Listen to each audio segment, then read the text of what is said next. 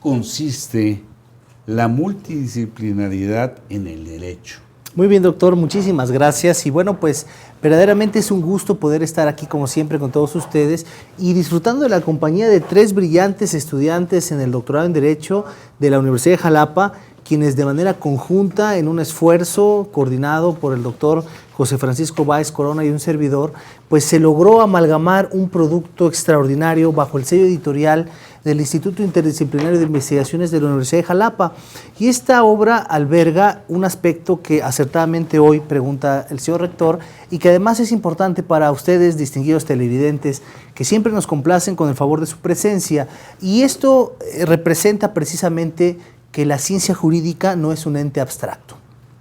Esa visión que se tenía sobre el positivismo jurídico puro de kelseniano ya ha sido abandonado y hoy advertimos que las ciencias que el ser humano conoce, y particularmente la ciencia del derecho, se encuentra permeada por el auxilio de diversas ciencias y disciplinas que, de no existir, difícilmente se podría llegar a un resultado satisfactorio por cuanto hace a los conocimientos, por cuanto hace a las expectativas que cada disciplina del conocimiento se ha planteado. Entonces, esta multidisciplinariedad que acertadamente se refiere en este panel representa que el jurista de hoy, el científico del derecho de hoy, necesariamente debe estar apoyado por expertos en estadística, en historia, en sociología, en matemáticas y en tantas y cuantas disciplinas coadyuvan con el ejercicio de la ciencia jurídica. Y este ejercicio representa que en la fusión de conocimientos se derive en ciencias auxiliares, como lo es la filosofía del derecho, la sociología jurídica, las matemáticas jurídicas, la estadística aplicada al derecho, la informática jurídica, y así podemos encontrar un bagaje muy amplio de disciplinas y ciencias del conocimiento que coadyuvan con el ámbito jurídico para buscar un resultado. Y este resultado se traduce en un conocimiento general de esta ciencia o disciplina. En este sentido es que la multidisciplinariedad se convierte en un elemento trascendental para poder entender hoy los retos más importantes del derecho. Muy bien, pues no sé si nuestros invitados ¿están de acuerdo en ello? ¿Discrepan en algo? O a ver, ¿qué podrían abonar además? Bueno, yo estoy totalmente de acuerdo. Creo que la multidisciplinariedad es realmente hoy una necesidad para romper esas fronteras que había en un estudio del derecho rígido, y ahora es muy importante porque nos va a ayudar a lograr objetivos sin que cada una de las disciplinas pierda su metodología o su esencia, pero siempre va a ir en el auxilio de que logremos el objetivo de investigación o de resolución de algún proceso. Y bueno, pues es importante realmente porque este estudio nos lleva a encontrar diferentes horizontes del estudio que estamos llevando a cabo. Muy bien, pues yo creo que es una buena manera de verlo desde esa perspectiva. ¿Qué opinan de ello, maestros? Bien, pues yo considero que con lo que aquí se comentaba en la mesa, que finalmente el auxilio de otras disciplinas, de otras ciencias, pues viene a resolver de manera adecuada algo que quizá el derecho por sí mismo no había podido resolver. Entonces, como bien lo decía quienes me antecedieron, bueno, pues echar mano un poco de las técnicas de conocimiento de la historia, de la ciencia política, de la sociología, siendo respetuoso obviamente de las otras ciencias para llegar finalmente al conocimiento de, pues no sé, de algo que se tenga planteado, ¿no? Algún problema social que se quiera resolver finalmente y que debemos de decirlo, bueno, pues somos abogados, pero tenemos en cuenta que existen otras ciencias, otras disciplinas que con sus métodos de estudio, de investigación, pues pueden colaborar a la ciencia jurídica. Por ejemplo, ahí las ciencias auxiliares al derecho siempre han existido o es una característica de la actualidad? Bien, considero que finalmente siempre han existido las ciencias auxiliares del derecho, pero habrá que tomar en cuenta que con el devenir de la sociedad y con esta transformación que existe, pues lo repito, ¿no?, entre los individuos, se hace necesario este complemento de las otras ciencias y de las otras disciplinas al derecho. Entonces, eso es lo que creo que se va cambiando, que se va transformando. Hace un momento lo decía el doctor Vázquez Azuara. Finalmente, bueno, pues con anterioridad existían algunos puntos de vista un poco, pues no cerrados, pero anteriores, podríamos decirlo, ¿no? Que decían, bueno, pues la ciencia jurídica tiene estas características y es inamovible, ¿no? Hoy en día, bueno, pues con esta transformación social y del conocimiento, finalmente nos damos cuenta que existen más ciencias que pueden complementar, y a esto se le llama multidisciplinariedad. El doctor Báez, ¿qué opina al respecto? Totalmente de acuerdo, un poco en complemento. También coincido con esta idea de que la multidisciplinariedad es una necesidad que siempre ha existido en el derecho.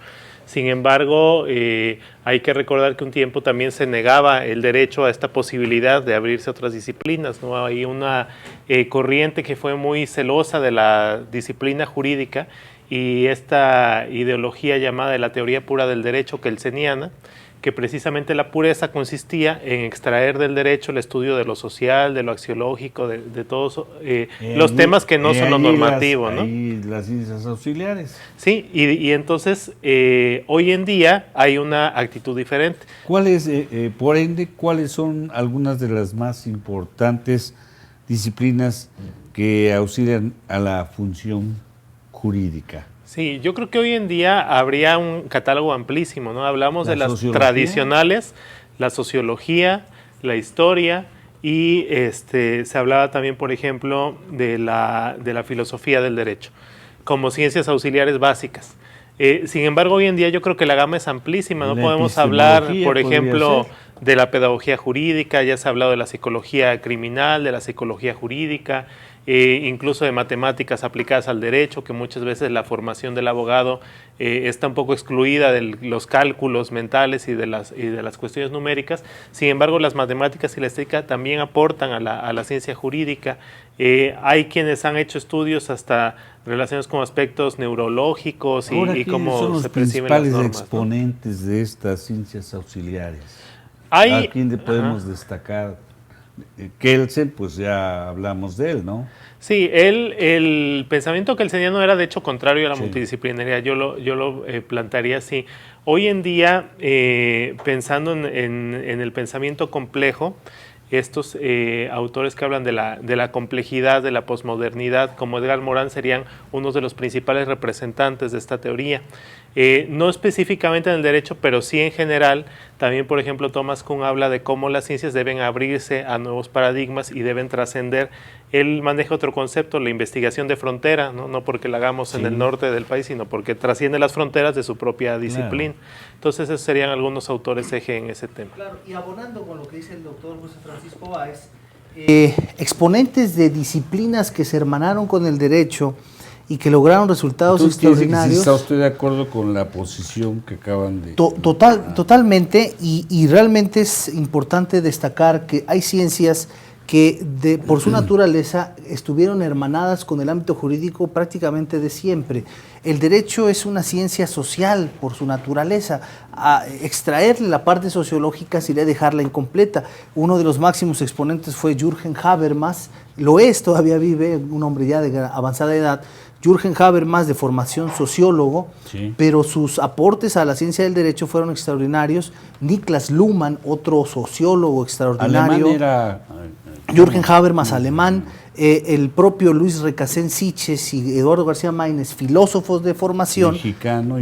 Mexicano y español, respectivamente, pero que después incursionan en la ciencia jurídica y logran un aporte extraordinario a la ciencia.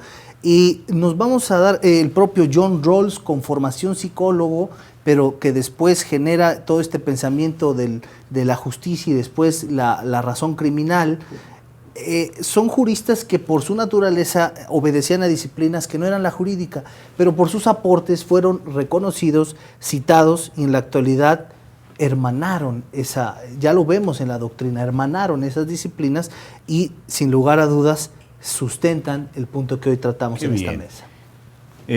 Maestro José Guadalupe Altamirano, ¿existirá alguna forma del derecho donde sea requerida la multidisciplinariedad? Yo destacar dos condiciones necesarias, ¿no? La primera es la evolución constante de las ciencias sociales y otra, la complejidad hoy en día de los fenómenos sociales como tal. Esas dos condiciones considero que han hecho necesaria y obligatoria la multidisciplinariedad. Y yo creo que no hay una ciencia exclusiva que diga yo necesito nada más la participación de alguna disciplina como tal. Yo creo que más bien son complementarias unas de otras, ¿no? Ya decían hace rato los doctores que se auxilian mucho de la estadística, de la criminología, de la psicología, de explicar el asunto emocional, hoy en día de la inteligencia emocional, en los jueces, ¿no? A quienes juzgan las cosas, ¿no? Entonces, yo creo que no es exclusiva de alguna ciencia como tal que requiere el auxilio, sino más bien unas se complementan con otras, ¿no? En el campo de las ciencias sociales es una condición necesaria, ¿no? ¿Estarías de acuerdo con ello? Estoy totalmente de acuerdo. Yo creo que todas las ramas del derecho necesitan de la multidisciplinariedad. Sin embargo, creo que hay una en la que considero que es indispensable, que es hablar del derecho procesal penal o del derecho penal, porque estamos hablando de garantías individuales de la libertad, de la dignidad de las personas. Entonces, yo pienso, a criterio personal, digamos, les repito, que es indispensable en esta rama del derecho la multidisciplinariedad.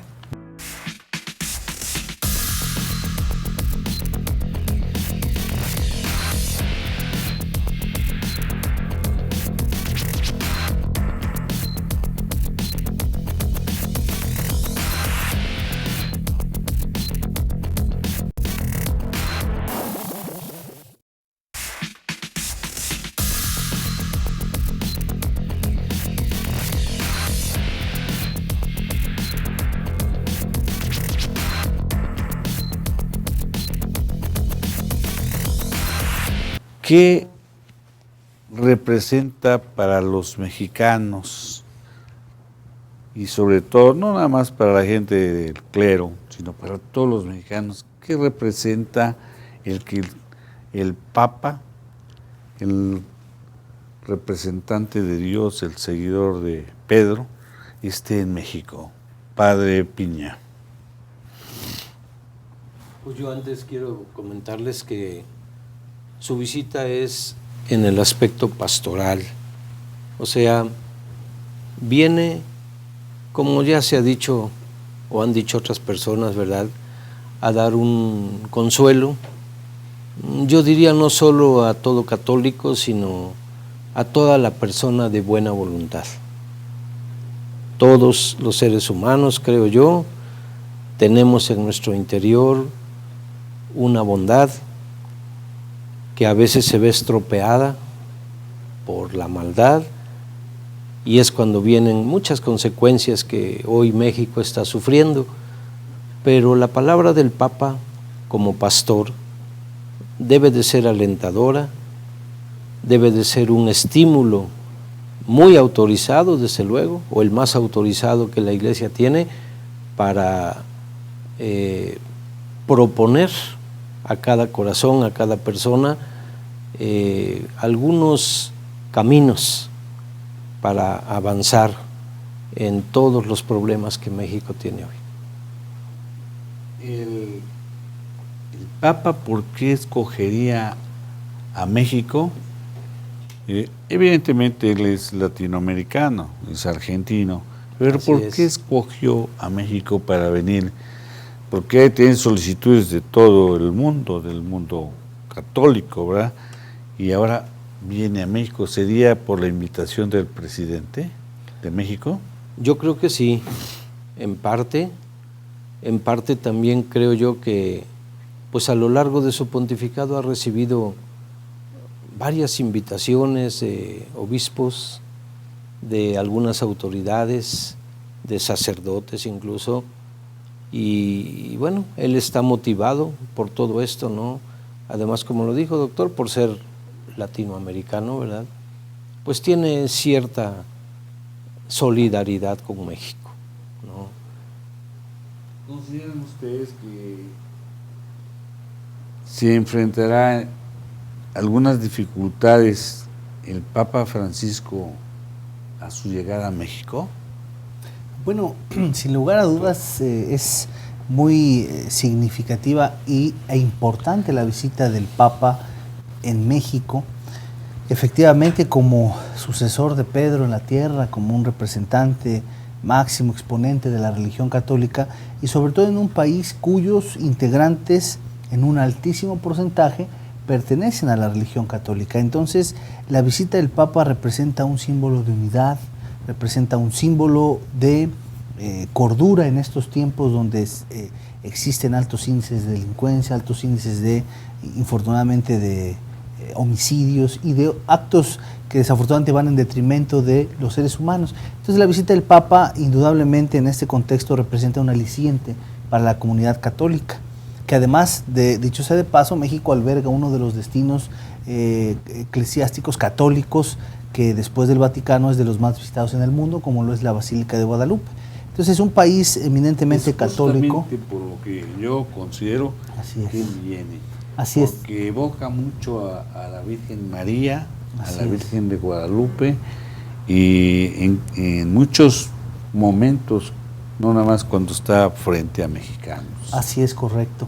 Y partiendo de ese punto de vista, que advertimos esa cercanía con precisamente la Virgen María de Guadalupe, bueno, pues también advertimos, como preguntaba usted acertadamente, doctor, bueno, pues el Papa llega a un país que, si bien tiene una solidez en muchos rubros, no menos cierto es que también ha enfrentado acontecimientos recientes socialmente cuestionables, socialmente que han lastimado a la gente. Y entonces su visita, el Papa, en mi punto particular de vista, llega en un contexto áspero, difícil, pero es ahí donde su presencia es más valiosa todavía, porque los ciudadanos entienden que, a pesar de todos los problemas que pudieran existir, existe un líder espiritual que puede generar que todos tengamos mayor cordura en nuestro actuar. Ahí, ¿qué responsabilidad tiene el Estado mexicano? Bueno, pues su responsabilidad, que se le agradece y se le reconoce, pues es la seguridad del Papa, sobre todo. Gracias a Dios contamos con un Estado mexicano, ¿verdad? Un Estado Mayor presidencial, muy organizado, muy seguro, hasta humanamente hablando, y esa es la responsabilidad que tendría pues la Secretaría de la Presidencia o la misma Presidencia. El Papa Francisco es una persona que no se queda en su papamóvil. Así es. Es cercano a la gente y no le importa, que él mismo ya tiene de antemano conocimiento que puede ocurrirle algo al acercarse mucho a la gente, ¿verdad? Y dos cuestiones destacables de este punto. Él exprofeso pidió que sus vehículos no fueran blindados, y a pesar de los antecedentes que existen de los atentados contra Juan Pablo II en su momento, y que pudieran invitar a una reflexión de máxima seguridad, no menos cierto es que él, con ese actuar que lo ha caracterizado, se exenta de vehículos blindados, pero además, como franciscano emotivo y de corazón, pues ha demostrado que la opulencia, que la extrema seguridad, que la restricción de acceso a él como ser humano, pues no tiene que ser algo que caracterice a los papas. Eso es lo que ha llamado mucho la atención del Papa Francisco, un individuo más cercano a la gente, más humano. Y no debemos olvidar que su visita viene en calidad de jefe del Estado, precisamente del Vaticano. Entonces, su visita, si bien es cierto, desde la perspectiva católica es un símbolo de unidad, desde una perspectiva política es la visita de un representante del Estado Vaticano, y en ese sentido se guardan las formalidades relativas a ello. Platicábamos tras bambalinas que, bueno, es gratuito el acceso para verlo, pero acceder a él en ese en ese recorrido que va a realizar es complicado, pero se ha visto que en visitas en Roma, cuando él atiende, y el señor rector no me dejará mentir que ha tenido la experiencia. Sí, tiene la oportunidad de estar en Qué Roma bueno. y tiene la oportunidad de la entrevista de los miércoles. Así es. O sea, Con el Papa, no con así es. con el Papa Juan Pablo II. Con Juan Pablo. O sea, las puertas abiertas en Roma pudieran generar incluso mayor facilidad de acceder a él que cuando viene a México por el cerco de seguridad que involucra no solo su cargo como jefe de Estado, sino por la investidura que tiene como máximo representante de la religión católica en el mundo. ¿Por qué el nombre de Francisco, si su nombre en la vida real, Mario, Jorge Mario. Él quiso tomar el nombre de Francisco porque yo pienso que es parte de su, ¿cómo le diría? De su currículum vitae, ¿verdad? Sí. De su estilo de vida. Quiso tomar el nombre de Francisco en honor a San Francisco de Asís, Es correcto. que vivió de una manera pobre, de una manera, desde luego, honesta, pero sobre todo, pues muy alegre y muy sencilla. Y el Santo Padre Francisco tiene estos tintes en su persona, ¿no? Pero Así es correcto. escuché un comentario de una periodista con un sacerdote de que allá en su natal Buenos Aires, Ujú. a los 21 años tenía novia. Digo, no es cosa del otro mundo, creo que es muy normal, pero digo, él, después de todo ello, cuando, pues yo creo hizo su juramento, ¿verdad? Entonces le sirve a Dios y está a la orden de Dios y hasta dónde llegó, ¿verdad? Su humildad también, ¿verdad? Exacto. Todo lo que...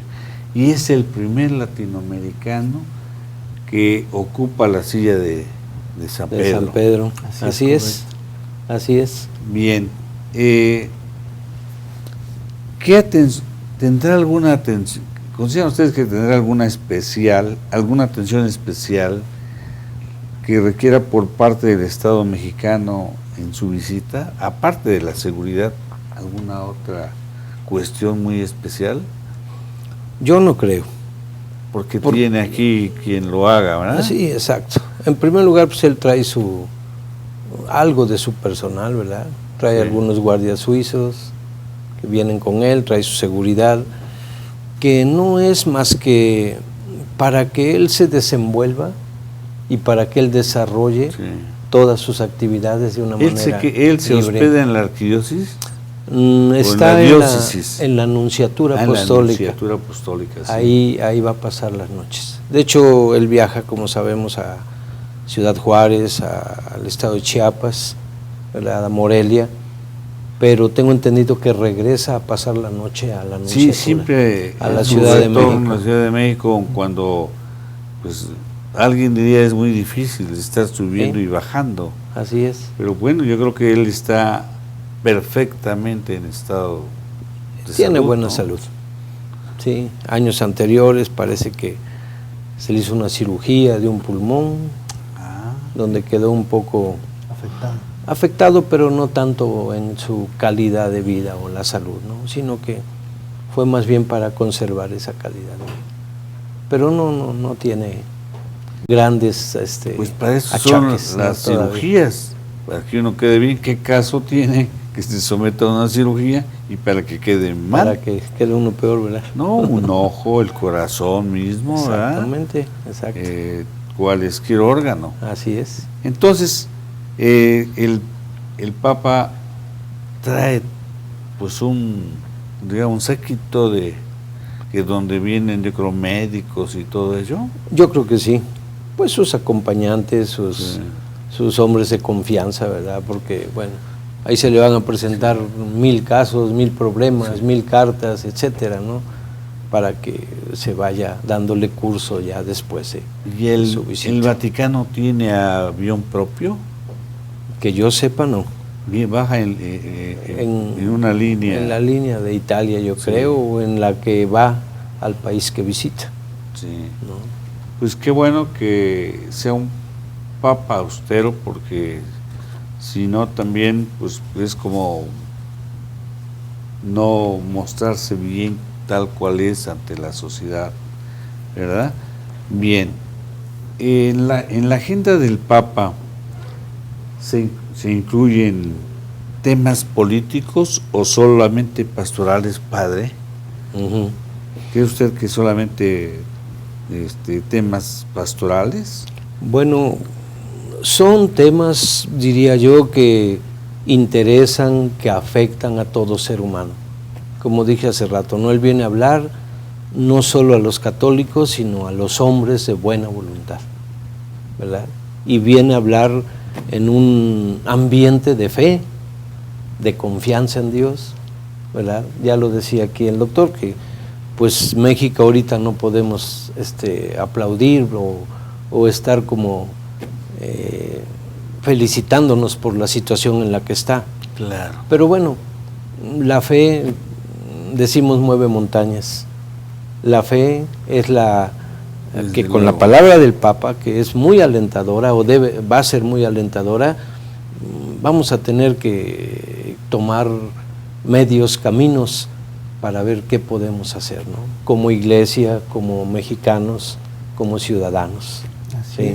Desde luego que los mexicanos, o México más bien, con el Vaticano, tiene relaciones diplomáticas, sí, a partir del año 87 o algo así, ¿verdad? Para acá fue cuando... No recuerdo el año, pero sí. Salinas de Gortari, hubo modificación al artículo 130 y al 24. Claro. ¿No? Entonces, ya nosotros tenemos relaciones políticas, sí, podríamos decir, con el Vaticano, tenemos sí, un embajador allá.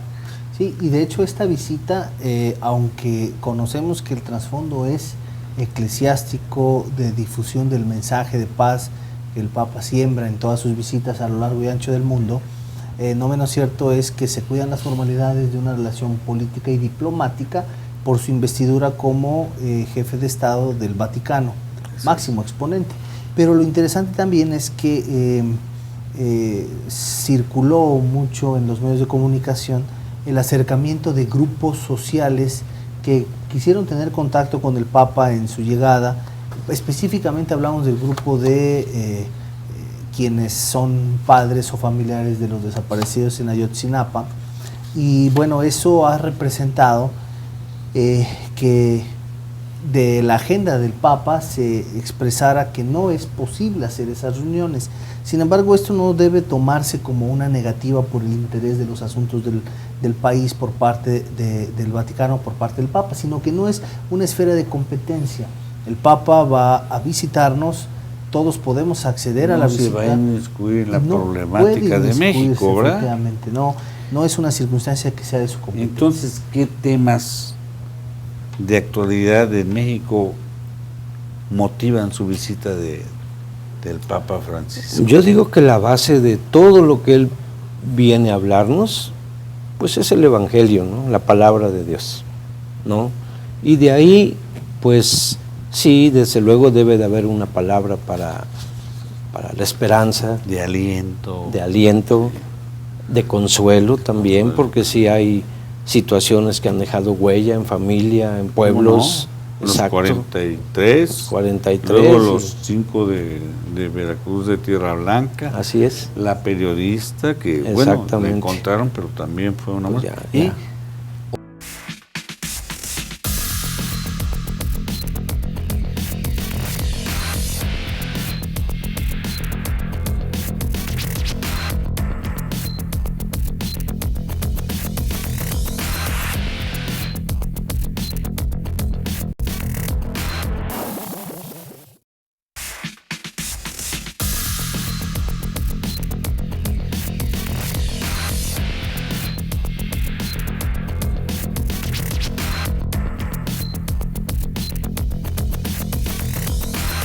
Surge la pregunta obligada, ya que tratamos el tema de la transición bibliográfica impresa o la bibliografía digital? Estamos pues con la tecnología de punta y tenemos que ir avanzando en ello.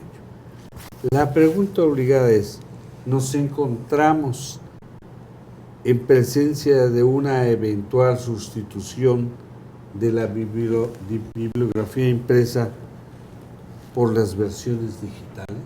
¿Ustedes cómo lo ve, maestro Morquecho? Categóricamente yo digo que no. No, porque no tenemos en este momento, y si es un momento de transición, debo reconocerlo. Sin embargo, el acceso a la bibliografía digital implica el poseer algunos de los instrumentos, llámese teléfonos celulares, iPads, dispositivos que son específicos para la lectura. Desafortunadamente, disculpe doctor, la economía de la generalidad de nuestra población no lo permite por un lado. Todavía tenemos muchos lugares donde no hay un acceso al internet, bueno, algunos ni siquiera la electricidad, tristemente.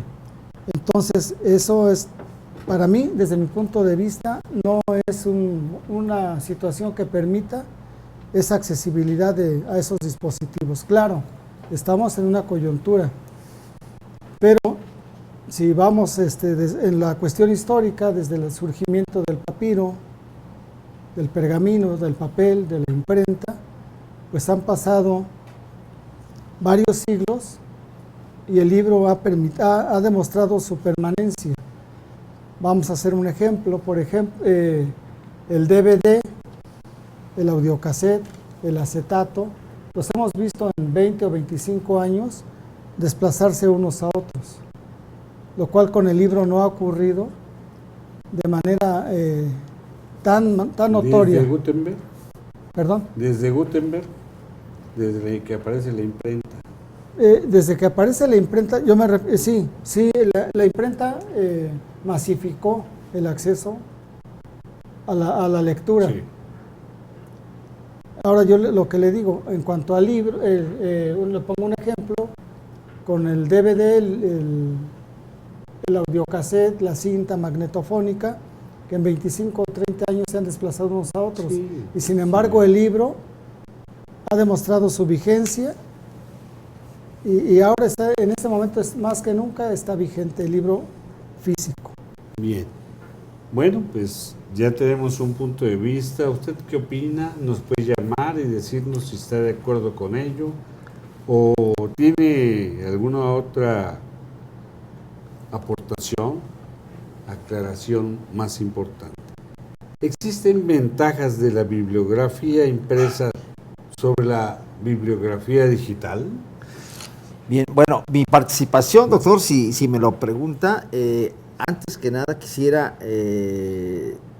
disculparme de atender el teléfono porque se dio a conocer en las redes sociales el tipo de programa y ya hay personas que están participando.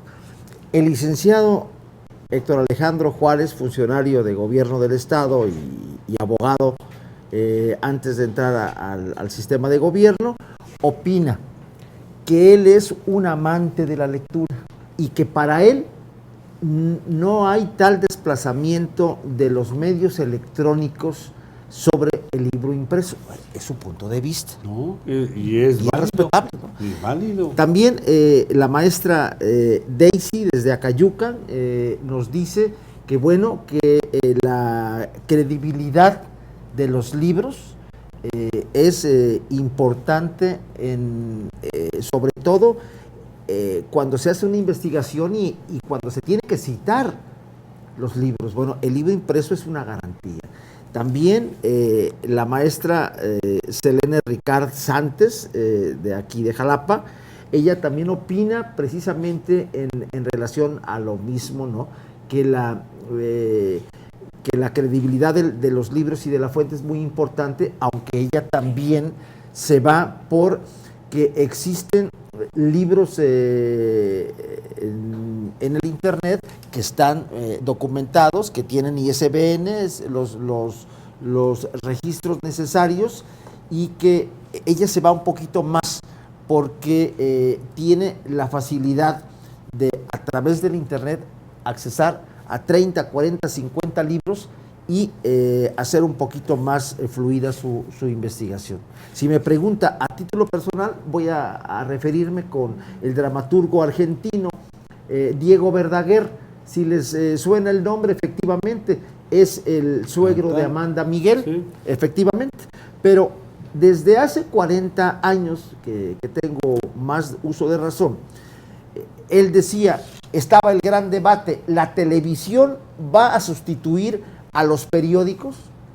Y él era un dramaturgo que se presentaba también y que con un carisma extraordinario, y decía, doctor, no me veo yendo al sanitario, al baño, con un televisor bajo el brazo.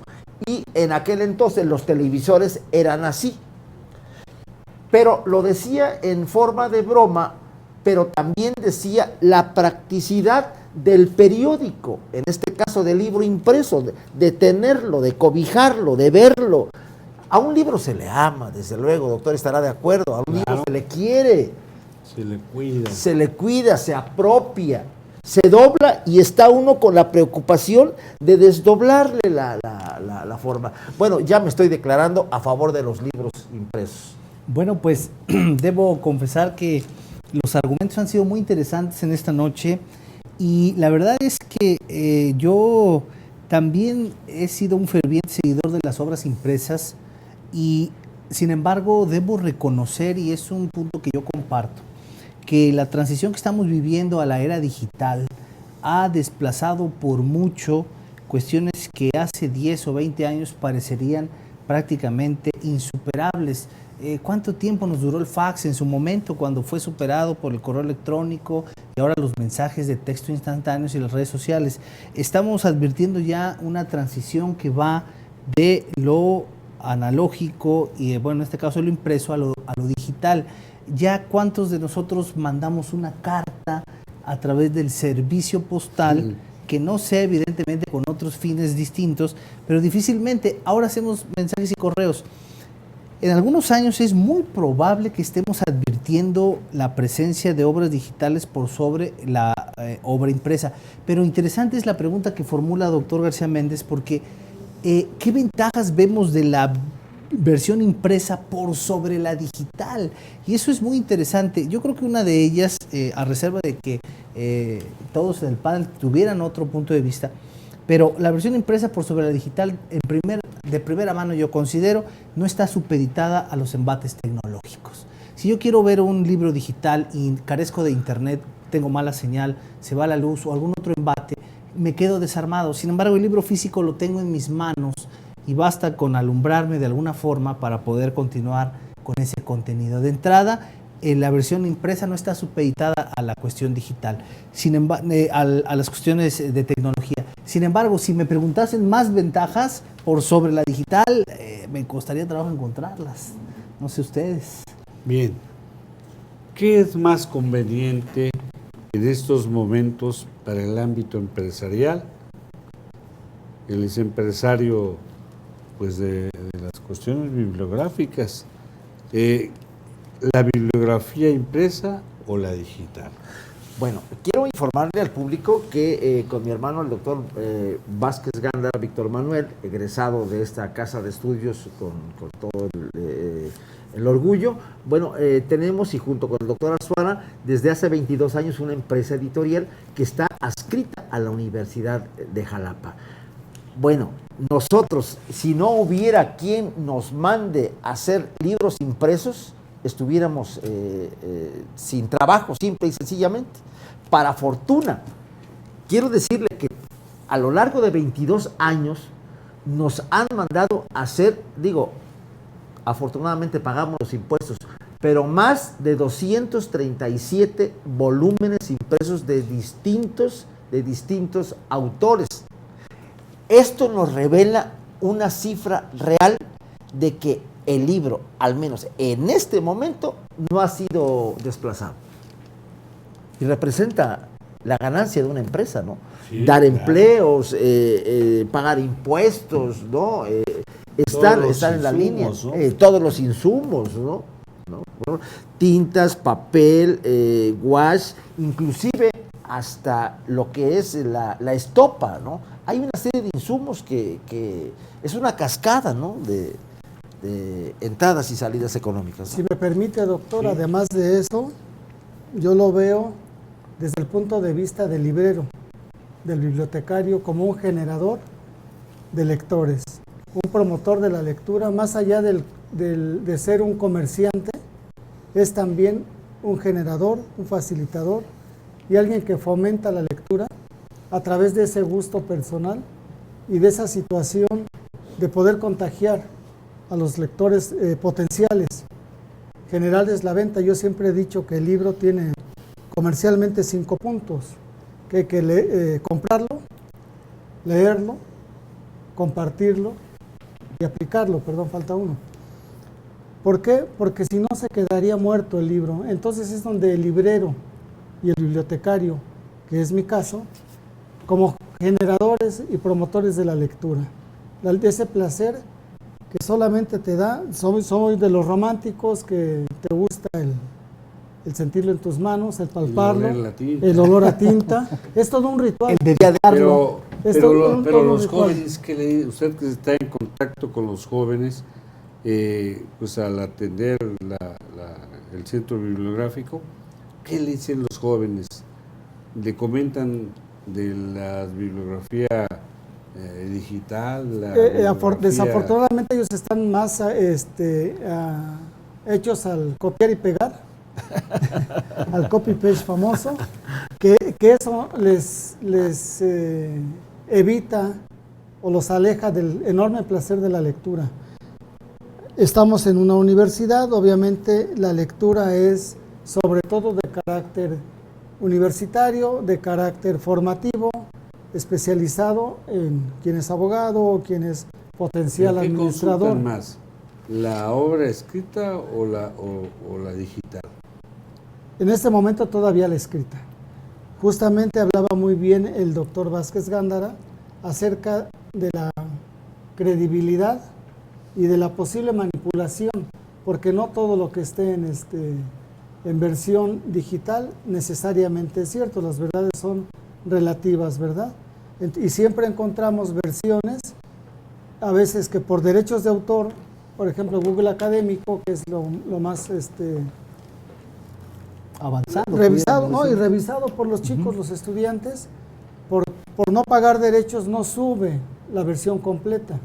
Tendría que fraccionar algunos capítulos y todo esto, y eso limita. Decía muy bien, el investigador siempre debe tener sopesados a través de los formatos MARC, por ejemplo, todo la referencia, autor, año, editorial, qué página, todo esto para darle un cimiento más fuerte a sus investigaciones. Entonces, por eso le digo que el libro impreso sigue siendo todavía vanguardia. El rey para la investigación. Sigue siendo el rey, justamente. Bien. Como diría nuestro José Alfredo Jiménez. ¿Estará preparada la sociedad actual para una incursión plena en el universo de la bibliografía digital, doctor Carlos Antonio Vázquez? Gracias, doctor. Esa pregunta considero es una pregunta clave, porque efectivamente hemos coincidido en que estamos viviendo una transición. La verdad es que ha sido un debate muy interesante sobre quienes están a favor de la bibliografía impresa, quienes están a favor de la bibliografía digital, quienes han tenido en el contexto actual que encontrar un equilibrio entre ambos, porque actualmente empresas de gran prestigio, editoriales de gran prestigio, ahora ofertan el servicio de la obra impresa y de la obra digital de la misma manera. Entonces, estamos viviendo efectivamente esa transición, pero muy particularmente si la sociedad, si nos desenvolvemos en un círculo académico, si nos desenvolvemos en un círculo quizás con poder adquisitivo suficiente, pues realmente nos damos cuenta que todos podemos tener acceso a las bibliografías digitales. Pero si nos vamos a zonas conurbadas y evidentemente con niveles de pobreza extremos o considerables, difícilmente puede haber acceso a dispositivos lectores, a internet, pero sobre todo que esto también requiere formación, preparación. Saber descargar un libro en PDF, saber almacenarlo, saber leerlo, guardarlo, escudriñarlo. Y esto representa cierto grado de conocimiento, que las nuevas generaciones ya lo traen desde que nacen ahora, pero porque se forman bajo esta brecha. Pero quienes están del lado de la brecha generacional, alejados de estos embates, no tienen un libro en un dispositivo, no tienen para comprar un dispositivo y difícilmente pueden, por falta de internet o de señal, acceder a ello. Entonces, creo que la sociedad aún requiere uniformidad en todo el orbe y en todo el contexto para poder acceder a estos libros digitales. Por eso advertimos con claridad que el libro impreso sigue teniendo sus bondades por sobre el digital. Más reitero mi punto, es mi postura, evidentemente, que eventualmente va a cambiar la situación. Se va a privilegiar la bibliografía digital por sobre la impresa y ya estamos en este rubro.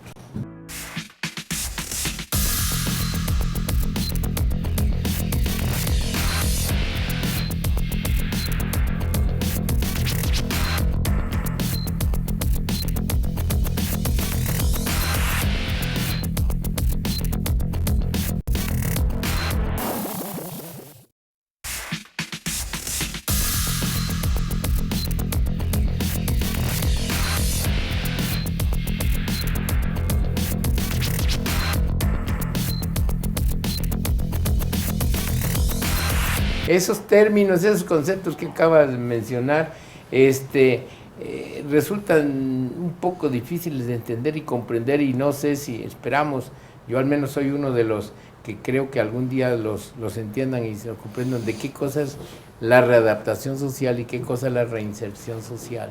No es ni será siempre lo mismo, porque la reinserción social estamos hablando de entregar a una persona que la acepte la sociedad, que la propia persona sea recibida como era antes de ser un delincuente humano, con todos sus derechos, porque hemos visto con profunda tristeza, porque no debía de ser, que inclusive hay reos que después de purgar una pena de 15 o 20 años, ni siquiera en sus casas los quieren, ya cuando van a la calle no saben para dónde irse. ¿Por qué? Pues porque sus propios familiares los dejaron de ver mucho tiempo, sus hijos, aquellos que dejaron de 1 año o 2 años, ahora resulta que tienen 20 o 25 años y no saben ni quién es su papá, ni por qué estaba, ni por qué no estaba. Pero a ese le podemos abonar el efecto comunidad social, y la comunidad social empieza desde la casa, no precisamente desde la casa, cuando dicen estamos así porque tu papá hizo esto, porque tu papá hizo lo otro, etcétera, y empieza el problema de distanciamiento. Entonces no es tan fácil. Ahí déjalo, claro. Y entonces cuando regresa, y cuando regresa los hijos no lo quieren, la esposa por sobrevivencia y levantar a los hijos, lo más probable es que tenga otra familia, ya tiene otro novio. Si es que es novio, pero generalmente se pasan ya son de otra índole social. Entonces, la situación es que ya no tiene a dónde ir aquel egresado de un reclusorio, y entonces si no tiene a dónde ir, ya no puede ser de ninguna manera reinsertado a la sociedad. Por eso tiene muchísimo que hacer hoy la nueva figura que enmarca nuestro Código Nacional de Procedimientos Penales en medios alternativos y la propia Ley Nacional de medios de mecanismos alternativos, que ojalá de veras se aplique, porque de lo contrario nuestros reclusorios, nuestros centros de inserción seguirán siendo escuelas del crimen. De veras, hablando de esto, ¿se considera que en México los centros penitenciarios son auténticas escuelas del crimen? Bueno, la verdad es que esa es una percepción muy interesante, porque efectivamente factores como la sobrepoblación, elementos que inciden como la corrupción y además la falta de una visión de auténtico tratamiento al reo, derivan en que prácticamente los centros de reinserción social se traduzcan en zonas de confinamiento, de hacinamiento, y que esto a su vez derive en generar todavía mayores repercusiones en el reo que las que tenía originalmente, es decir, ingresa por robo y dentro obtiene un doctorado en violación, en perversión, y prácticamente la persona que ingresa es muy diferente de aquella que cuando compurga su pena se trata de reinsertar a la sociedad. Desafortunadamente la sociedad no contribuye con esa reinserción y es correcto. Las universidades del crimen, como son llamados los cerezos, deforman mucho la personalidad de quienes se encuentran ahí por las violaciones que existen a sus derechos. Es decir, tienen que sobrevivir, delinquir, ingresar a los actos ilícitos y someterse a las disposiciones de la comunidad delictiva porque desafortunadamente hay autogobierno. Mientras no se erradique el autogobierno, la corrupción y la sobrepoblación, los cerezos... ¿Y a quién le corresponde eso? La verdad es que es una responsabilidad que si bien tiene otros individuos que pudieran incidir, es el Estado, mexicano, es prácticamente el Estado. O el gobierno federal. Así es. Entonces, consideramos que actualmente no hay condiciones reales para que un exconvicto pueda reintegrarse a la sociedad como miembro autosuficiente, útil y aceptado como parte integral de un núcleo que pertenece a una sociedad?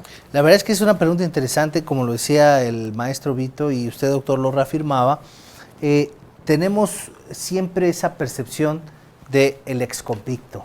Ya estuvo en la cárcel, no te le acerques porque seguramente trae malas mañas, te va a volver a robar, no le des trabajo, no confíes en él. Actualmente ya la carta de no antecedentes penales ya no es posible requerirla como particulares. Se tiene que hacer a través de una autoridad competente y justificando evidentemente algún tipo de ingreso al servicio público, como entre otros ejemplos. Pero antes la carta de no antecedentes se podía solicitar por los particulares y era un requisito que se pedía prácticamente en todos lados que se pretendía ingresar a trabajar. Entonces se determinó que esto era discriminatorio.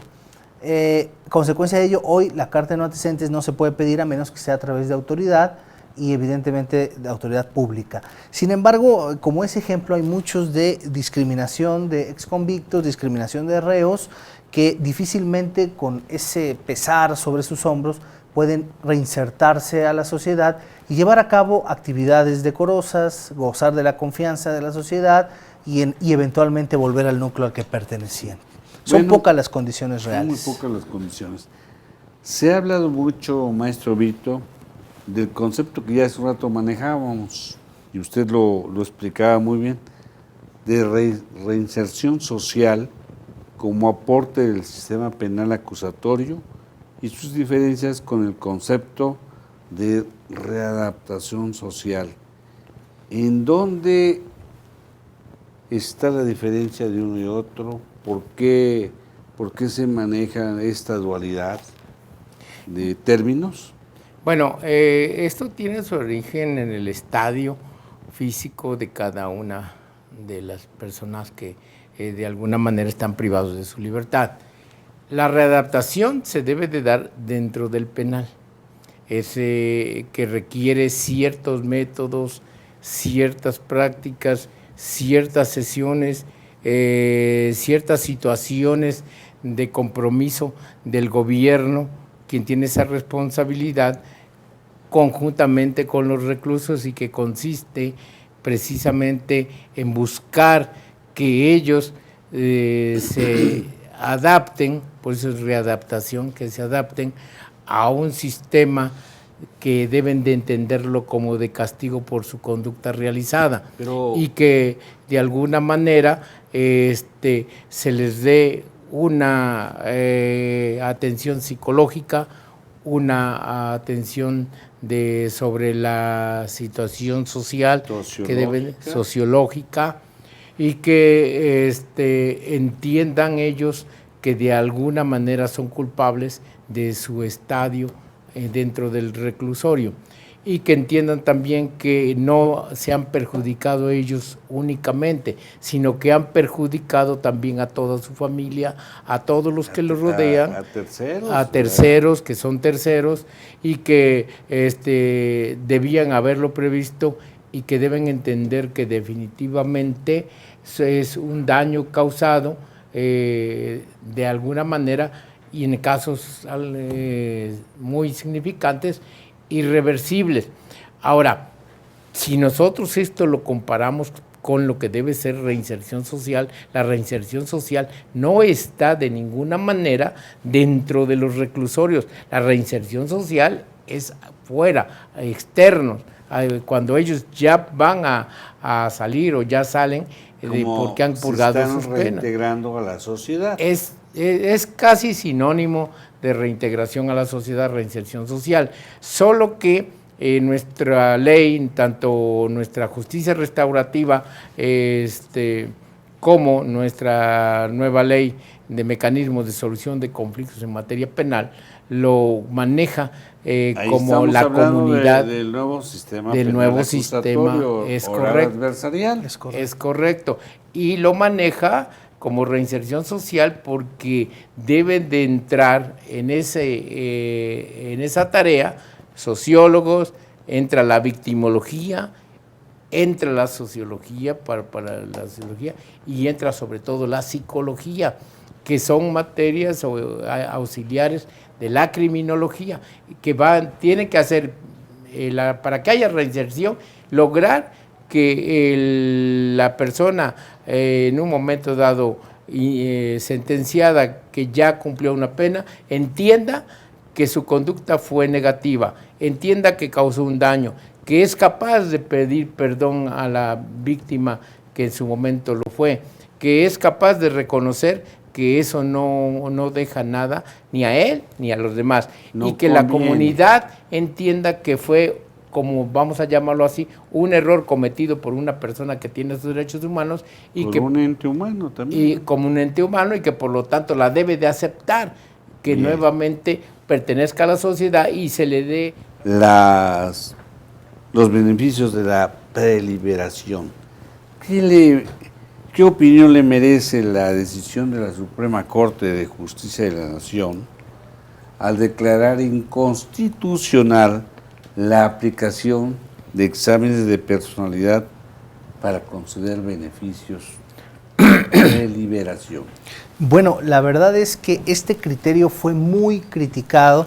La Suprema Corte concedió un amparo a un reo que pretendía acceder a beneficios preliberatorios, es decir, canonjías que después de compurgado cierto tiempo de la pena es posible acceder a beneficios preliberatorios bajo cierta observancia del Estado y el cumplimiento de ciertas condiciones. Puedes ser liberado antes de compurgar la totalidad de la pena, siendo que cumpliste cierto periodo y con ciertas características. Sin embargo, se establece en la norma que debe existir un examen de personalidad y que si ese examen de personalidad revela ciertas anomalías, no te pueden conceder el beneficio preliberatorio. Sin embargo, la Corte decidió que ese numeral es inconstitucional porque considera la Corte, la Suprema Corte de Justicia de la Nación en su criterio, que el sistema de reinserción social no tiene como finalidad curar al individuo que tiene un padecimiento mental o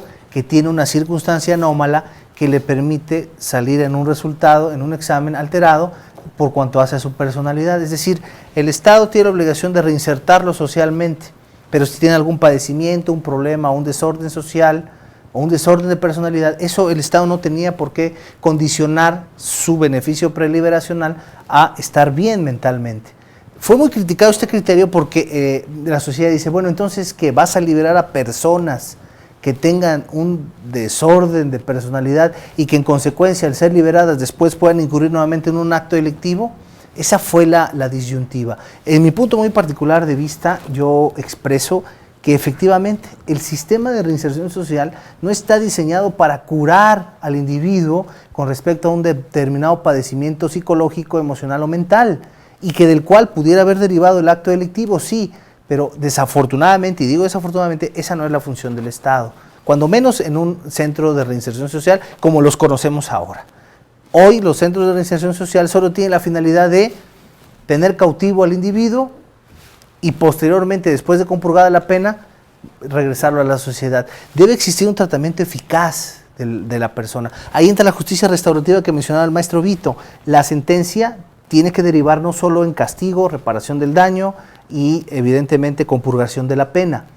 Tiene que derivar también en un tratamiento del reo que le permita posteriormente reinsertarse y validar un examen de personalidad satisfactorio. Pero bueno, esto ha sido muy cuestionado actualmente. Bien. Bueno, pues afortunado o desgraciadamente estamos llegando al final de este programa. En televisión se va el tiempo muy rápido. Y bueno, pues ahora, estimados amigos, vamos a pasar a la etapa de las conclusiones. Yo iniciaría con el distinguido maestro Vito Lozano Vázquez. ¿Con qué cierra usted esta noche de debate en este tema tan importante como es el autogobierno de los egresos y la reinserción social? Bueno, en primera, doctor, felicitarlos porque tratar este tema en este programa tan importante, en esta televisión tan importante que tenemos en nuestra Universidad de Jalapa, porque poca gente se atreve a tocarlo. Sí, y se atreve a tocarlo muy escabrosos, delicados, en las que se juegan diferentes conductas de personas externas a los que están purgando una pena. Y segunda, en que la principal, aunque no se quiera aceptar, la principal culpable o el principal culpable de que a veces los reos sigan delinquiendo y acaben su vida deshecha completamente, es la propia sociedad que los debe de reeducar, como hace un rato decía el maestro Azuara, en el aspecto de tomarlos en cuenta como seres humanos que son, a pesar de haber delinquido. Y lo peor que pudiera suceder en un momento dado, que se les está olvidando que el daño moral solamente se puede restablecer a través de la psicología, a través de la sociología, a través de la victimología, y que esto solamente lo pueden hacer en el externo con la cooperación de la sociedad. Pero tenemos que encontrar instrumentos más apropiados para la readaptación, para la reinserción, porque si continuamos así, va a ser lo que se dice que es la escuela más grande del crimen. Sí, tenemos que tomar... ¿Qué le parece a usted, doctor? Coincido plenamente, doctor, y...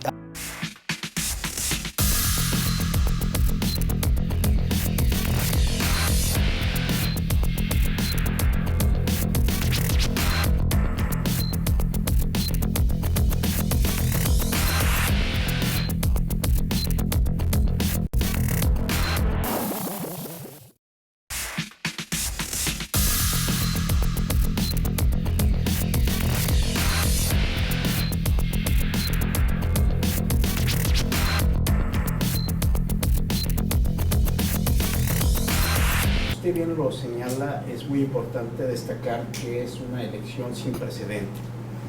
Se busca un gobernador que dure 2 años, 730 días en el mandato constitucional. ¿Será mucho o es poco? Definitivamente, con todas las experiencias vividas, un gobierno que en la vía de la administración pública mantiene un ritmo, 2 años es prácticamente nada. Al tercer año es cuando se considera que tiene ya un estoy recordando ahorita a Carlos Gardel. ¿Mandé? Estoy recordando a Carlos Gardel. Ah, muy bien. El tango aquel que 20 años no es nada. Mucho menos, ¿verdad? Más tratándose de edades, ¿verdad? Indiscutiblemente, pero sí tiene usted razón. Realmente no es nada, pero las consideraciones también tienen un aspecto fundamental que motiva el análisis de esta noche. Un acto sin precedente en el nivel de confrontación entre los actores políticos.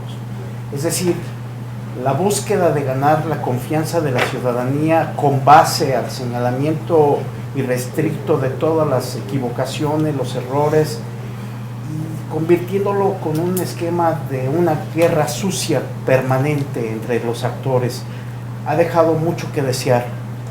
Es un nivel de política que merece bien el análisis, que no dudo que será producto de un trabajo futuro del Instituto de Investigaciones de nuestro muy querido Instituto Interdisciplinario de la Universidad de Jalapa. Punto número 1. Independientemente de la búsqueda de la gubernatura por 2 años, tiene que ver también el esquema que vive principalmente el partido que tiene hoy el poder. Pero vivimos también, como ustedes saben, nunca había habido 7 candidatos, 7 aspirantes. Hay un independiente y otros que no los dejaron llegar. Así es. Entonces, ¿cómo lo ve? ¿Cómo lo ve, Rebeca? Bueno, yo creo que todos los factores que se han conjugado en este proceso electoral son inéditos.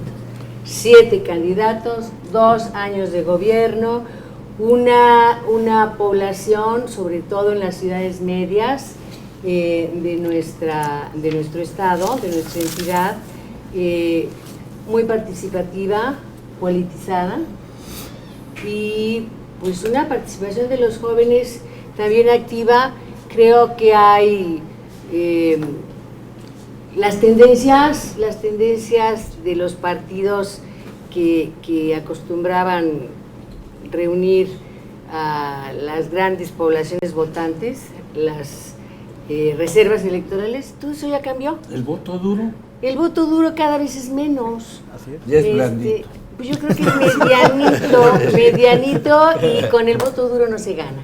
Creo ¿Y el que voto verde? el voto verde es una esperanza y no pasa de ahí. ¿No? Es ya en el medio rural, en el campo. Bueno, pues no les ha llegado el beneficio de las políticas públicas de los gobiernos, y bueno. Y el riesgo es que les llegue otros beneficios, y también por razones verdes, ¿no? Con la despenalización de la marihuana. Creo que hay muchos temas, ese ¿no? tema lo trataremos muy puntual, ¿verdad? Doctor, usted hace referencia al voto duro, el voto verde, pero en esta época vivimos otro contexto, el voto digital, todo lo que se lleva y se guía en la percepción de la ciudadanía en torno a las redes digitales. No hay que perder de vista ese punto, porque hoy las campañas políticas que se han generado en las redes están guiando, ¿no? Pero mi abuelita no maneja la computadora, ni mi madrina que tiene 80 años.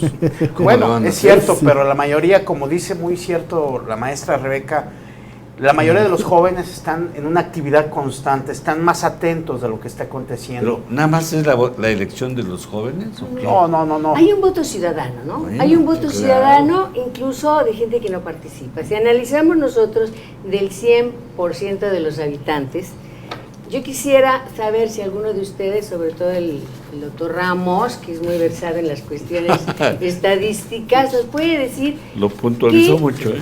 ¿Qué proporción de la población está directamente vinculada con los partidos políticos? A mí es una duda que siempre me ha llegado, y creo que es muy baja. Salta a la vista, sí. Sí, ahorita que tocan ustedes el tema de los votos duros de los partidos, estadísticamente, las personas que deciden una elección son los indecisos. Cuando al principio de una jornada electoral se empiezan a hacer encuestas, el porcentaje de indecisos es un porcentaje muy elevado, doctor. Anda alrededor de un 30%, son las experiencias que se tienen. Conforme va avanzando las campañas electorales, los porcentajes de indecisos van bajando, es decir, hay personas que en este proceso toman ciertas decisiones. Desafortunadamente las encuestas no especifican exactamente la segmentación del indeciso, es decir, los indecisos son hombres o son mujeres, son jóvenes o son adultos, son rurales o son urbanos, son personas que tienen educación secundaria, educación superior, y en base a eso, las estrategias que deberían seguir los candidatos, una vez segmentado perfectamente el indeciso, debe hacerse a través de estrategias enfocadas a esa misma segmentación.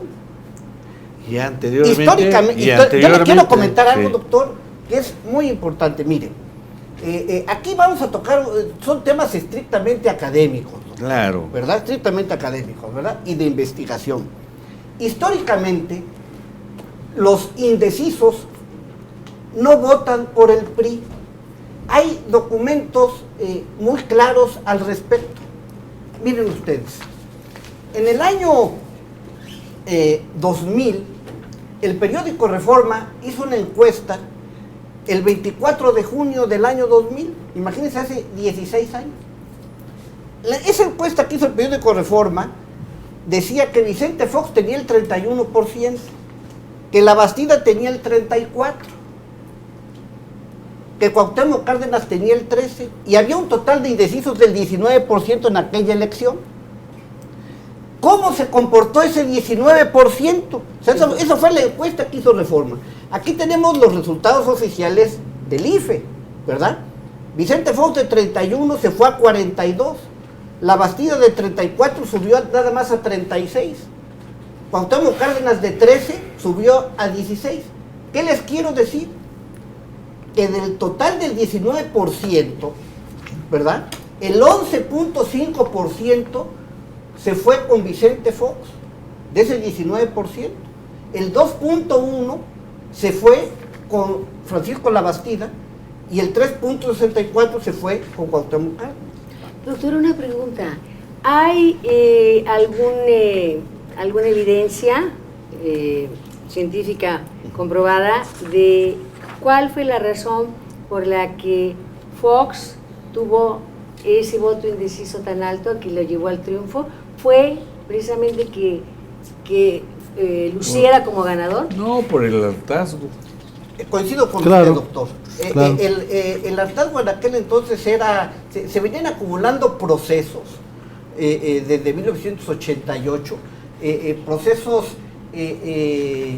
complicados electoralmente.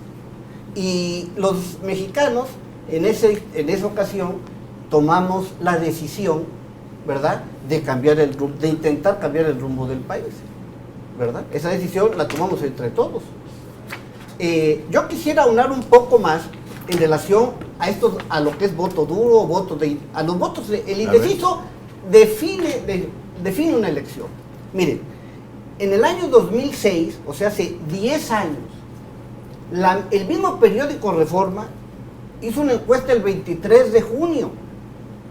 A Felipe Calderón le daba el 30%, a Roberto Madrazo le daba el 22%, y a Andrés Manuel le daba el 32%. Es decir, Andrés Manuel estaba arriba de la encuesta, de la última encuesta que hizo Reforma. Y en esa ocasión nada más había 12% de indecisos. ¿Cómo se comportaron estos indecisos? De ese 12%, el 5.89% votó a favor de Felipe Calderón, doctor. El 0.23%, menos del 1%, votó por Roberto Madrazo, de los indecisos. Y el 3.33% se movió a favor de Andrés Manuel López Obrador. Lo que sí es verdaderamente, aquí estamos demostrando que en el caso de Fox, el 60% de los indecisos votó por Fox, ¿verdad? En el caso de Felipe Calderón, el 50% de los indecisos votó por Felipe Calderón. Vamos a la última elección de gobernador en nuestro estado, doctor. Sí. ¿Verdad? Miren, la última encuesta pues publicada fue la de Consulta Mitofsky. Consulta Mitofsky le daba a Miguel Ángel Yunes en aquel entonces, en el 2010, el 26.40%. A Javier Duarte de Ochoa le daba el 45.5%. A Dante Delgado le daba el 8.8%. Y Mitofsky, según Mitofsky, la encuesta tenía 19% de indecisos. ¿Cómo termina la elección, doctor? ¿Cómo termina la elección? Pues cerrada, ¿verdad? Muy cerrada. Muy cerrada. Miguel Ángel, de 26%, como decía Mitofsky, terminó en 40.99, 41. Javier Duarte de Ochoa, que tenía 45.5, bajó a 43.54. ¿Qué queremos decir? Que en esta ocasión, hace 6 años, en la elección de gobernador, ningún indeciso votó por el PRI, ¿verdad? ¿Y ahora qué pronóstico habrá? Bueno, mire, con base en esos números. Con base en todo eso. Maestro, yo quisiera retomar la pregunta de la maestra Rebeca y acentuando lo que dice el maestro Ramos Niembro. Hay 2 consideraciones que no debemos pasar por alto. El primero, las estrategias político-electorales de los partidos, que tiene que ver con la promoción y la fundamentación del voto del miedo y el voto de la ira. Hay un investigador mexicano, Andrés Valdés Cepeda, que tuvo una extraordinaria interpretación en donde manifiesta y hace precisamente referencia en el caso de la elección de Vicente Fox y en el caso, por ejemplo, de Fernando Lugo de Paraguay, que tuvieron una estrategia muy específica para manejar la ira de la gente en contra de todo lo que se percibía socialmente. Cuando un partido o cuando un actor político establece una estrategia de buscar canalizar esa ira y convertirla a su favor, genera ese principio de lo que hablaba hace un momento de las guerras sucias, de las acusaciones, del señalamiento. Es lo que está sucediendo ahorita. Desde un principio, por ejemplo, en el caso de Miguel Ángel Yunes, su principal propuesta era meter a la cárcel al gobernador actual. O sea, ese ha sido su única eje rector de propuesta. Ya es hasta la última etapa de la campaña cuando empieza a dilucidar algunas propuestas estratégicas de su gobierno. Que Sin los embargo, veracruzanos no queremos saber si lo van a meter a cárcel o no, porque finalmente ni los meten. Queremos saber cómo va a resolver el problema económico, el de la inseguridad, el del empleo y etcétera. Sí, doctor. Claro. El problema aquí es que este hombre y este tipo de campañas, como en su momento con Fox, generan un hartazgo en donde van canalizando toda esa ira para que pueda haber un voto contrario al partido gobernante. Sin embargo, la realidad que se está percibiendo ahora es que ya hay un hartazgo de todo este tipo de mensajes porque empieza a encontrar otra respuesta en la sociedad, que es que al final de cuentas se traduce en esos indecisos que en su momento manifiestan su votación acudiendo y anulando votos. Ese es otro punto que no hay que perder de vista, la anulación de votos, porque el abstencionismo, por ejemplo, en el año 2000, se superó, o sea, hubo una enorme cantidad de ciudadanos que salieron a votar y ahí fue donde manifestaron porque consideraron que era la oportunidad. Y era evidente, en las nóminas, en las urnas se veía. Yo quiero aunar, doctor, discúlpeme lo que dice aquí. No, así es, aquí se vale. Toda la razón, mire. En la elección pasada de Jalapa a la presidencia municipal, aquí en la capital Jalapa, votó el 44%. Sí. Una pena que los jalapeños no hayamos ido a votar como se debe. Pero si a eso le agregamos el voto nulo fue del 8%, doctor, esto es una locura. Altísimo, sí. ¿Se acuerdan ustedes del famoso gato Morris, no? Sí. ¿Verdad? Bueno, pues mucha gente llegó a la urna y en vez de tachar una opción válida, decidió anular su voto. 8% es una locura. Sí, incluso había personas que en evidencia posterior se advertían las boletas tachadas en su totalidad de esquina a esquina como una manifestación expresa de ese descontento. Claro. Era una manera de hacer evidente que tenían la intención de anular ese voto. La verdad es que estábamos en presencia de una efervescencia política y electoral que sin lugar a dudas nos lleva a muchas aristas que probablemente en procesos anteriores no habíamos advertido con tanta claridad. Y sí, efectivamente, el voto de castigo también, como el voto de los indecisos, harán un contrapeso en la decisión final de estos comicios electorales, sin lugar a dudas.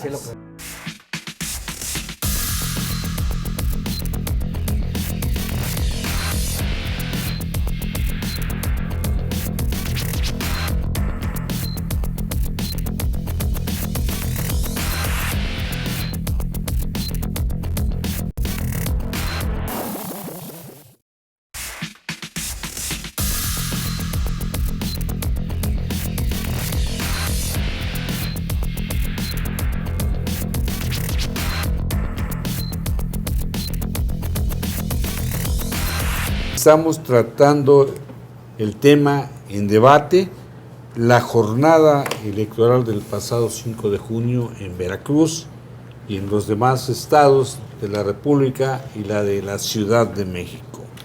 Bien, pues damos inicio. Yo quiero preguntarles si imperó la civilidad y el ánimo de votar en estas elecciones del 5 de junio, pues en Veracruz y en los demás estados, en la Ciudad de México. ¿Ustedes creen que sí hubo civilidad?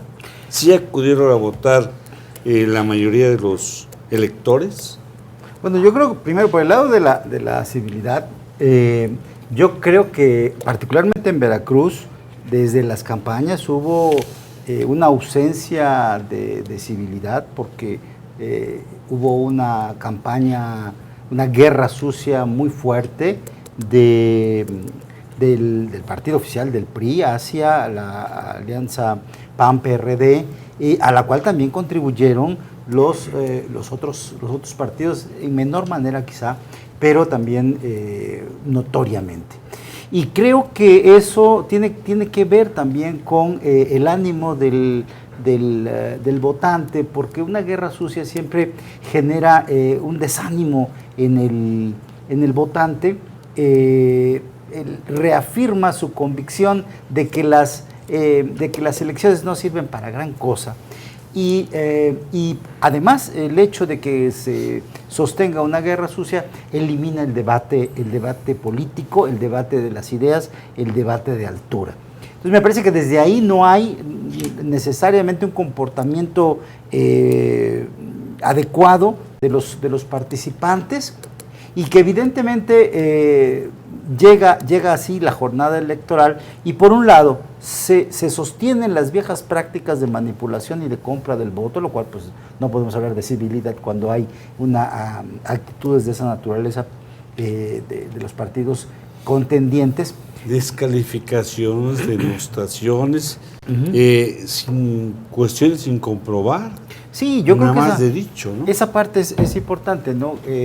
Porque evidentemente nunca dentro de esa guerra sucia hubo un elemento que digamos, pudiera legitimar la argumentación en contra de en Veracruz nada le pudieron probar a Miguel Ángel Yunes. Miguel Ángel Yunes fue el principal centro de los ataques, y pues no, ninguno de quienes habló acerca de los distintos cuestionamientos de corrupción, de pederastía, se pudo pero se también pudo fue comprobar. El más valiente en decir qué va a hacer si él ganaba, cómo iban a recuperar los dineros que se llevaban de Veracruz y qué iba a hacer con el gobernante de Veracruz. Yo creo que eso influyó mucho en el resultado final, ¿no? El votante finalmente se convenció. Y sí lo hace, los que conocemos a Miguel Ángel, sí lo hace. Sí. Y además no debemos olvidar que también existe ya todo un andamiaje que se viene taladrando con relación a este tema. Entonces, la Auditoría Superior de la Federación ya tiene interpuestas denuncias contra funcionarios del gobierno del Estado, e incluso ya está en conocimiento de la Procuraduría General. Bueno, hoy le dieron entrada a la Cámara de Senadores a todo Así lo que es, han al proceso promovido de juicio político que pudiera derivar en responsabilidad penal por peculado precisamente. Entonces se advierte más allá del discurso una posibilidad real de que se ejecuten acciones legales en contra de integrantes del gobierno del Estado que pudieran haber generado un daño patrimonial. Y con respecto al tema de la pregunta relacionado con la participación ciudadana, la estadística del PREP reveló que hubo un 52% de participación ciudadana. La verdad es que con el ánimo, con toda la expectativa que se tenía respecto a esta jornada electoral, se esperaba un porcentaje más alto. Algunos expertos hablaban de entre el 60 y 70% de participación ciudadana, y con relación al año anterior, la verdad es que se redujo todavía más. Un 52, si bien es un porcentaje digno, no es lo que se esperaba. Se esperaba una mayor participación ciudadana. Pero esto no demerita el proceso electoral ni la jornada electoral. Los resultados son contundentes, pero sí hubiera sido satisfactorio advertir del ciudadano una mayor participación. Bueno, ¿verdad? Sí, yo creo que es importante señalar en todo caso por qué se da esa baja participación. A mí me parece que aquí hay dos elementos importantes. Uno, el desánimo del votante, El miedo también, porque también hubo una campaña de miedo, justamente el mismo día de la elección, ¿no? La aparición del comandante Cobra, ¿verdad? Que efectivamente hubo gente que estuvo recibiendo llamadas de amenaza de no salir a votar. Incluso algún video por ahí que circuló mucho respecto a la idea de, hacía un razonamiento ahí de que era mejor no salir a votar y demás. Entonces, yo creo que la gente sí sintió ese impacto, ese desincentivo y particularmente por la cuestión del temor. Pero también demuestra que muchos veracruzanos no están preocupados por lo que está pasando en el Estado, no se preocupan por ir a votar, quizá porque no creen en que las elecciones puedan generar un cambio. Pero que el voto sea razonado, porque nada más por ir a cumplir que voy a votar porque me dijo alguien o porque porque me siento con esa obligación, pero es razonado, o ha reflexionado el por qué voy a votar. Claro. ¿Y por quién? Yo creo que, y a lo mejor esa es una tercera hipótesis, a lo mejor la abstención es una abstención razonada, y ahí tendría la responsabilidad de los partidos políticos por no elegir adecuadamente a sus candidatos. No voy a ser negligencia, porque es la flojera mental. Claro, podría ser. E incluso hay algunos estudios revelan que hay personas que llegaron a la casilla electoral a decidir en ese momento. Personalmente les comparto que cuando a mí me tocó votar, tuve que esperar cerca de 8 minutos a que se desocuparan las únicas 2 casillas que estaban instaladas, porque se advierte que la gente que votó previamente a mí estaba ahí conociendo apenas al candidato y diciendo, bueno, a ver quién es, no reconozco a nadie. Bueno, pues a mí me tocó, estaba hablando por teléfono, no sé si a su esposa, oye, es que acá del partido, no sé qué, porque yo creo que sorprendió mucho a la gente que las alianzas no vinieran juntas. Claro. ¿no? Se repetía el nombre del candidato para cada uno de los partidos que formaban la alianza, y entonces eso creo que confundió. Sí, confundió mucho al elector. Al elector. Claro, porque hoy se está viendo en que hubo mucha anulación de votos. Sí. Según lo que se ha comentado y se ha dicho en el Consejo. Incluso leía yo que también a la hora del conteo hubo error, porque dieron como nulos votos en donde estaba tachado 2 o 3 veces el nombre del candidato, como aparecía varias veces por la alianza. Entonces algunas personas pues lo tacharon 2 o 3 veces, considerando que así estarían marcando su voto por la alianza. Hasta donde entiendo, ese no debía de considerarse un voto nulo, y sin embargo se consideró nulo, y bueno, en el recuento hubo que considerarlos nuevamente. Entonces también las nuevas disposiciones en materia de la estructura de la boleta, creo que también contribuyeron a la confusión, y seguramente también ahora a la hora del conteo, que ya vemos que tenemos un problema ahí porque no terminan de contar, ¿no? Claro, en teoría debemos recordarle a los televidentes que la razón de realizar estos cambios es porque antiguamente las alianzas representaban los votos que se repartían entre las alianzas precisamente, pero después se tomó la decisión de que fuera cada partido el que obtuviera sus propios votos, y se podía votar por la alianza o por el partido, pero efectivamente el ciudadano podía votar por el mismo candidato en los 2 partidos que estuviera repetido, y esto tendría que ser en teoría un voto válido. Ahí todos los electores debieron haber estado bien capacitados, porque si no, ahí llega uno que está inmerso en esto y también estaba buscando, bueno, a ver cómo tuvo que tenerse un poco más, entonces sí hacerlo bien. Claro. Pero ¿quién no sabe? Claro, porque técnicamente votar, tachar 2 veces la boleta es causa de nulidad, técnicamente. Sí. Pero bueno, si es el mismo candidato y en los partidos que integran la alianza, pues esto no tendría por qué ser nulo. Bueno. Yo me quedé en el punto de civilidad y el por qué la gente no vota. Lo que en lo personal hemos visto y concilia con algunos compañeros que estudian. ¿Cuál es su cámara?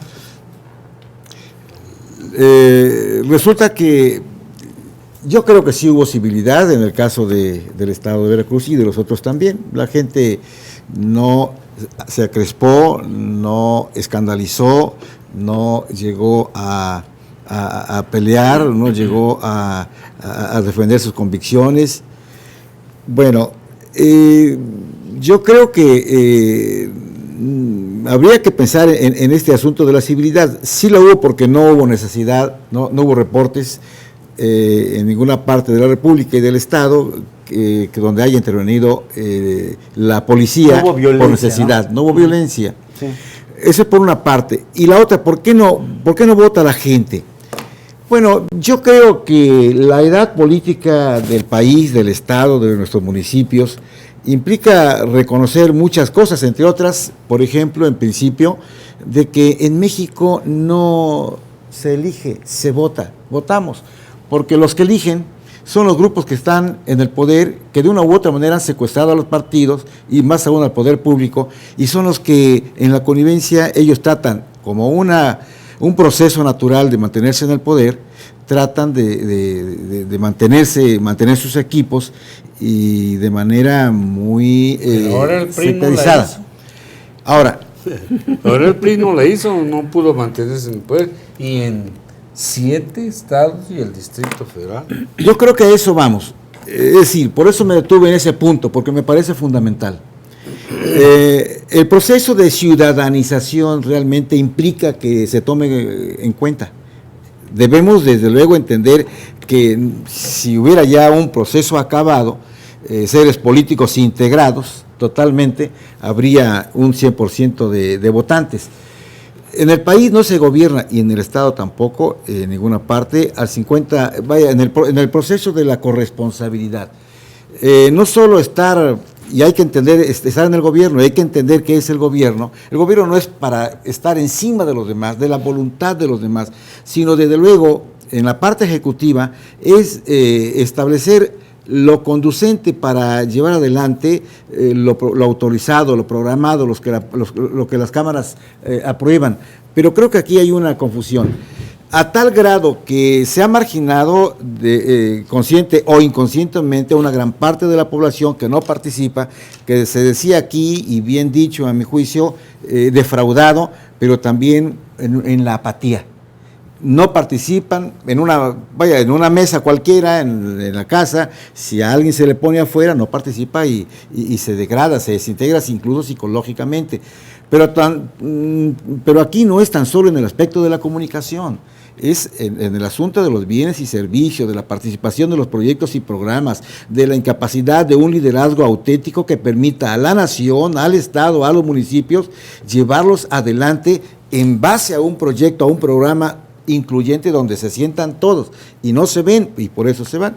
Ya habíamos visto aquí en el análisis que se hizo unos días antes de la propia del 5 de junio, que cuando se hizo la encuesta a 250 líderes de Jalapa, en la única reunión que vi, que se hizo prudentemente, en el aspecto de priistas no había...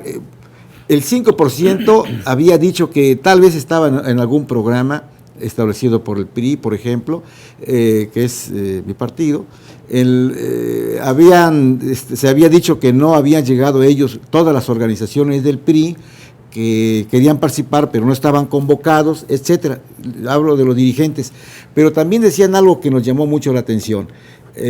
La gran mayoría de la población deprimida económicamente, de bajos recursos, ya no estaban con el PRI, estaban con los partidos de oposición, en este caso fue un voto de Morena. Castigo, ¿no?